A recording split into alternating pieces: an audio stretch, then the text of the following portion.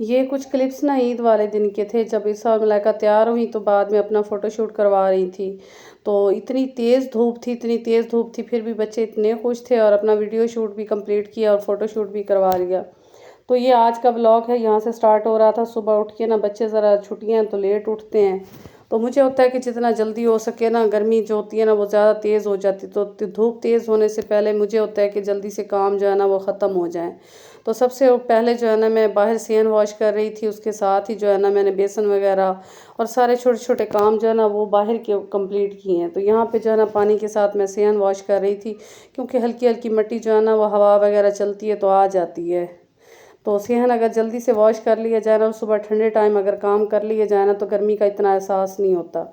उसके बाद जो है ना फिर मैंने सारे घर के जो है ना झाड़ू वगैरह लगाए और इसके ये छोटे छोटे काम कंप्लीट किए। तो मुझे ये था कि गर्मी ज़्यादा होने से पहले पहले मैं अपने काम कंप्लीट कर लूँ। मुझे बस सुबह सुबह यही होता है गर्मियों में कि सुबह जितना जल्दी हो सके मैं उठ जाऊं और अपने काम को ना कंप्लीट कर लूं, और जो है ना धूप तेज़ होने से पहले पहले सारे काम जो है ना कंप्लीट कर लूं। और घर को नीट और क्लीन रखना जो है ना हर औरत का ख्वाब होता है, और घर जितना साफ़ सुथरा होगा इतना ही गर्मी का एहसास कम होता है। तो यहाँ पे जो है ना सारे घर की मैं सफाइयाँ तकरीबन कर रही थी, बाहर सेहन वगैरह की तो मैंने पहले से ही कंप्लीट कर ली थी।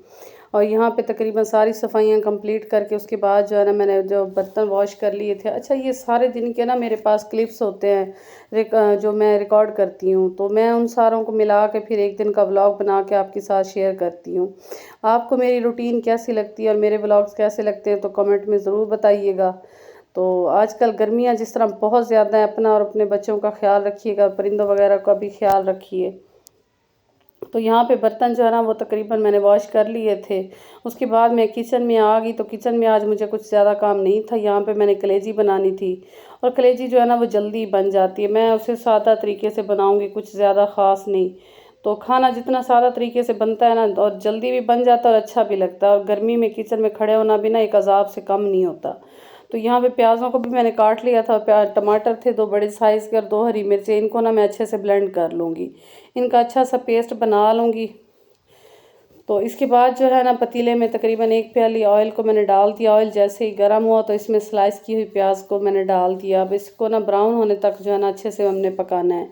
प्याज ब्राउन हुए तो उसमें अदरक लहसुन का पेस्ट मैंने शामिल कर दिया था, और इसको भी ना 1 मिनट के लिए अच्छे से मैंने भून लिया था। तो इसके साथ ही फिर मैंने कलेजी डाल दी। कलेजी को ना आपने तेज़ आंच पे भूनना है, कलेजी अपना पानी छोड़ती है। तो इसको अगर हम हल्की आंच पे भूनेंगे तो कलेजी सख्त हो जाएगी। इसको आपने नमक नहीं डालना, नमक डालने से ना कलेजी सख्त हो जाती है। यहाँ पे कलेजी जो है ना हमारी भुन चुकी थी, तो उसके साथ टमाटरों का पेस्ट मैंने शामिल कर दिया था और इसको फ्राई कर लिया था। उसके साथ ही मैंने इसमें मसाले शामिल कर दिए। सुरख लाल मिर्च मैंने इसमें डाली थी, हल्दी पाउडर, धनिया पाउडर और थोड़ा सा जो है ना गरम मसाला पाउडर और ज़ीरा पाउडर इसमें डाल दिया था। तो अब इसको जो है ना हम अच्छे से फ्राई करेंगे, इसकी अच्छे से भुनाई कर लेंगे ना। 10 मिनट के लिए मैंने इसकी भुनाई की थी। फिर इसमें थोड़ा सा पानी शामिल करके ना मैंने इसकी ग्रेवी सी बनानी है। मुझे ना बिल्कुल खुश्क वाली कलेजी अच्छी नहीं लगती।